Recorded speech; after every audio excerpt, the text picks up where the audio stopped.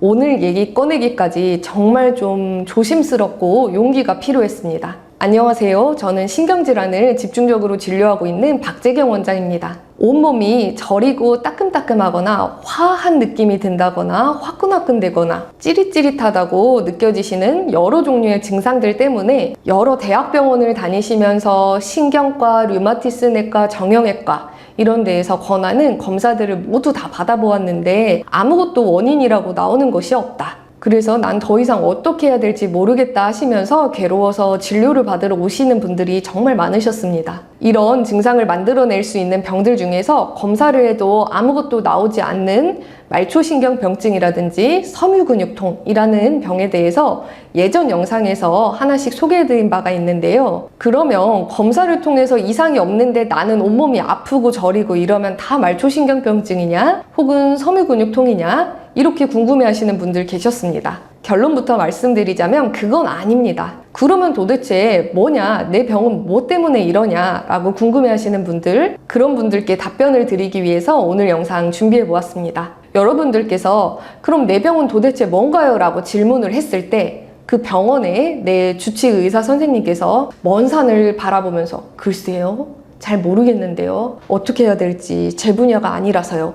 이런 반응을 보이시는 경우였다고 한다면은, 그리고 제가 모르겠으니 어디를 가보세요 라는 말도 없이 황급히 진료가 종료된 경험이 있으신 분들이라면 오늘 영상이 반드시 도움이 되실 것입니다. 정말 어려운 마음으로 말씀 꺼내봅니다. 정답은 신체화 증상입니다. 여러분, 신체화 증상이라는 말 실제로 이 상태에 가까운 분들일수록 더더욱 듣기 싫어하시는 거 저도 충분히 잘 알고 있습니다. 그래도 나 신체화 증상 아니야 라는 마음이 불쑥 들어서 뒤로 가기를 바로 누르지 마시고 조금만 더 제 얘기를 들어주셨으면 좋겠습니다. 정말 여러분들께 도움이 될 내용입니다. 신체화 증상이란 정신적인 스트레스로 인해서 우울증, 불안장애, 공황장애 혹은 그에 준하는 어떤 상태에 이르러 있는 분들께서 말 그대로 불편감을 신체적인 증상으로 느끼는 상태를 의미하는 용어입니다. 저는 분명히 진료를 할 때 말초신경병증이나 섬유근육통이 아니세요, 신체화 증상으로 보입니다 라고 말씀을 드렸는데도 이것을 거북해 하시면서 많은 분들이 제기하셨던 반론 3가지가 있는데요.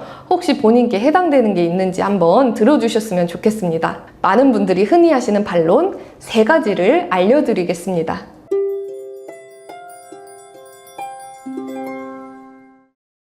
저는 진짜로 아파요. 정말로 통증이 있는데 저처럼 많이 통증이 있는 사람도 스트레스 때문에 그럴 수가 있다고요? 이렇게 말씀하시면서 계속 의문을 제기하시는 분들이 흔했습니다. 결론은 네, 스트레스 때문에 정말로 신체 여기저기 돌아다니는 통증, 찌릿함, 이상감각 여러 가지가 생길 수 있다는 것입니다. 이것은 여러분이 증상을 느끼는 그 부위에 있는 신경이 손상된 것은 아니고요. 모든 신경이 기능 이상의 상태로서 그냥 흥분만 해 있는 상태라고 이해하시면 됩니다. 여러분이 그래도 비교적 건강한 상태라면 잠깐 이러다가 알아서 이 증상은 사라져 줄 가능성이 높고요. 그런데 만약에 어떤 임계점을 넘어가서 병의 상태로 고착화된다면 이 상태는 몇 년 이상 지속될 수도 있습니다. 여러분 몸에 이런 증상들이 나타나기 전에 어떤 일이 있으셨는지 저는 그걸 면밀하게 좀 조사를 하는 편입니다. 그렇게 하다 보면은 직장이나 금전적인 문제, 가정 내의 문제로 인해서 굉장히 크거나 아니면은 지속적인 스트레스를 받아오셨다는 사실을 알 수가 있었는데요. 하지만 이렇게 말씀하시는 분들도 계셨습니다. 물론 그때 이 증상이 생길 때쯤에 굉장히 신경 쓰고 스트레스 많이 받은 거는 맞아요. 하지만 지금은 그 일이 다 끝났는걸요? 라든지 아니면은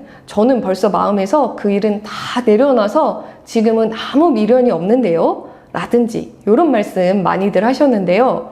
네, 맞습니다.